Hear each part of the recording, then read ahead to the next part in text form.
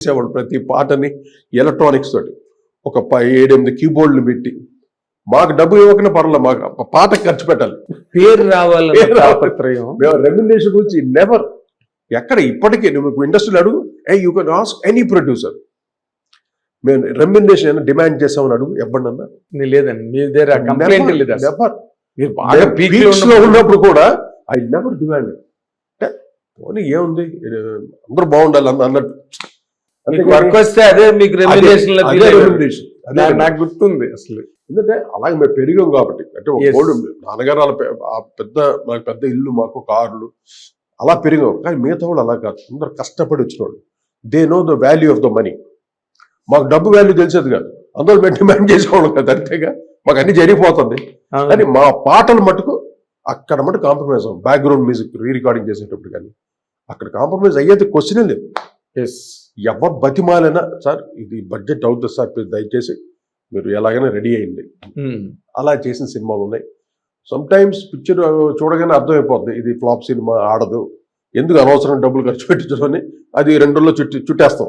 చుట్టేయడం మా వంతు మేము చేస్తాం, ఫాస్ట్గా చేసి వైండప్ చేస్తాం. అంటే వాళ్ళు కూడా ఎక్కువ టైం ఇవ్వరు కదా మీకు. టైం ఇవ్వరు, డబ్బులు అంటే కాల్ షీట్స్ అంటే ఎంత డబ్బు ఖర్చు అవుద్దమ్మా. రీ రికార్డింగ్ ఆర్కెస్ట్రా 60 మంది ఉంటాం, 64 మంది ఉంటాం మనకి ఎప్పుడు రెగ్యులర్గా పర్మనెంట్ ఆర్కెస్ట్రా. ఇలాగా ఇండస్ట్రీలో ఒక ఛాలెంజ్ కింద తీసుకొని ఫస్ట్ ఛాలెంజ్ ఒక సాలూరాజు గారి కొడుకుగా, టీవీ రాజు కొడుకు, మీ ఇద్దరు ఛాలెంజ్ అది ఓవర్కమ్ అయిపోయారు. తర్వాత ఎవడు మనకి ఉన్నాడు అంటే ఇళయరాజా ఒక్కడే ఉన్నాడు మా చుట్టూ. ఇళయరాజాని మనం ఏమాత్రం తగ్గకూడదు అన్నది. మీ ఇద్దరు వెస్టర్న్లో చిన్నప్పటి నుండి మాకు వెస్టర్న్స్ వినేవాళ్ళం. వీ టు ట్రై అనమాట. నేను గిటార్ వాయిస్, తన harmonium voice, we try some new colour of music those days. అదంతా ట్రై చేయటం వల్ల మాకు కొంచెం అలవాటు అయ్యి ఇళయరాజాను తట్టుకోగలిగాం. లేకపోతే ఆ స్టాండర్డ్కి ఏ కంపోజర్ లేడు ఆ రోజుల్లో. ఒక కార్డ్ అరేంజ్మెంట్ చేయాలన్నా, ఏది చేయాలన్నా ఒక ఇళయరాజా తప్పితే ఆ కలర్ ఎవడు ఇచ్చేవాడు లేడు, వెస్టర్న్ కలర్. మేము ఒక్కలమే ఇవ్వగలం. We proved that. మా ఎక్స్పీరియన్స్లో వచ్చింది. అందువల్ల మేము రావటం పీక్స్ క్రాస్ చేసరికి ఆయన వెనక్కి వెళ్ళిపోయాడు. ఇళయరాజాని వెనక్కి గంటాం మేము, నేను రాజు వచ్చి, తెలుసా జరిగింది నాకు. That's a fact. ఆయన బిజీగా ఉంటారు. అందరు ప్రొడ్యూసర్స్ కూడా ఎందుకు మన పిల్లలు బాగా చేస్తున్నారు కదా అని మన ఇండస్ట్రీ కూడా మమ్మల్ని ఎంకరేజ్ చేసింది బాగా. అటు చిరంజీవి గారు కానీ, బాలకృష్ణ గారు కానీ, అటు హీరోస్, ప్రొడ్యూసర్స్, ఎవ్రీబడి ఎంకరేజ్ చేస్తారు. బాగా చేస్తున్నారు రాజ్కోటి, దంచేస్తున్నారు రా వాళ్ళు అనేసి అందరు. ఎందుకంటే అప్పుడు ట్రెండ్ అది, ఒక కొత్త వరవని తెచ్చాం మేము, ట్రెండ్ని. ఆ ట్రెండ్ తర్వాత అందరికీ ఇప్పుడు మణి కానీ, రెహమాన్ కానీ, హారిస్ జయరాజ్, తమన్, ఇంకా దేవి, వీళ్ళందరూ ఆ ట్రెండ్ తోటే వచ్చారు. వీళ్ళందరూ మీ దగ్గర నుంచి వచ్చిన వాళ్ళే కదా. అంతేగా. ఇప్పుడు విజయ్ గార్డెన్స్ లో రెహమాన్, మణి శర్మ, నేను, ఆ మూవీ అందరూ గుంపులో చక్రవర్తి గారి దగ్గర వచ్చాం. వాళ్ళు మా దగ్గర నుండి అన్ని నేర్చుకుంటే ఎవరో నేర్చుకుంటారుగా. అవును సార్, నేర్చుకుని వాళ్ళ మంచి స్టేజ్కి వచ్చారు. Yes exactly. మ్యూజిక్ అనేదమ్మా ఎక్కడ ఆగదు, ఇట్ వోంట్ స్టాప్. ఇంతే మ్యూజిక్ అని కాదు, ప్రపంచం ఇంకా కొన్ని తరతరాలకి మార్పులు వస్తూనే ఉంటుంది మ్యూజిక్లో.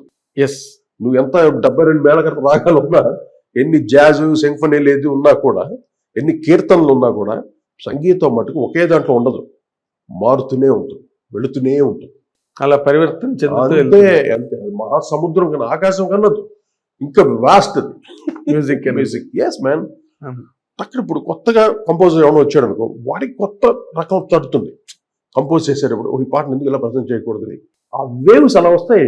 Applications that is. ఇప్పుడు కంపోజింగ్ నాలెడ్జ్ కొంతమంది మంచి ట్యూన్ కంపోజ్ బాగా చేస్తారు.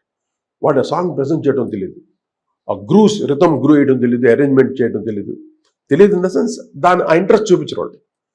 బాంబేలో 98% కదా, 100% ఒక లక్ష్మీకాంత్ ప్యారలాల్ తప్ప, కళ్యాణ్ జాంజీ కూడా కాదు, వాళ్ళిద్దరు తప్ప మిగతా వాళ్ళంతా ఓన్లీ ట్యూన్ కంపోజర్స్. ఎస్, వెనకాలంతా చేసేది అరేంజర్స్. ఒక 3-4 ఉంటారు బాంబేలో అయితే ఒక్కొక్కరికి. మన చెన్నైలో తెలుగు పాటలు కానీ ఎవరు కంపోజ్ చేసినా వాళ్ళకి ఒక అరేంజర్ ఉంటాడు, కండక్ట్ చేసేవాడు ఉంటాడు. కానీ రాజ్కోటికి మేమే అరేంజ్ చేస్తూ, మేమే క్రియేటర్స్, ఎవ్రీథింగ్ మేమే. అవును, రాజు ఎప్పుడు అరేంజ్మెంట్ లోనే ఉంటాడు. అరేంజ్మెంట్ కాదు, కండక్టర్ కలిసి అరేంజ్మెంట్ చేసుకున్నాను, కంపోజ్ చేసుకున్నాను. బాధ్యత కదా, ఇప్పుడు రాజుకి బాధ్యత, నాకు బాధ్యత. ఎస్, పాట కొడితే మా ఇద్దరి పేరు మీద వెళ్తుంది. అవును, పాడిపోతే బాధ్యత ఉంటుంది, ఇద్దరికి ఉంటుంది. కొంచెం అది మిస్ అయ్యి రాజు ఇది మారదు, కొడుకుటి ఇలాగ అది ఇలా మారదు. ఇలాగ మార్చి పాటల్ని ఏదో మాకు తెలిసిన సంగీతం ఆ సరస్వతి మాకు ఇచ్చిన వేవ్స్, ఆ టైంలో మాకు ఇచ్చినటువంటి జ్ఞానం, అదే మాకు ఈ రోజుకి ఇప్పటికీ మాకు ఈ పేరు ఇంత సంపాదించామంటే ప్రతి ప్రేక్షకులు మమ్మల్ని గుర్తించి, మా పాటల ద్వారా మమ్మల్ని గుర్తించి, ఎంత నీరాజాలు అంటే మాకు ఎక్కడికి వెళ్ళినా అసలు కరతాళదోళ్ళు తగ్గవు, గౌరవం తగ్గదు.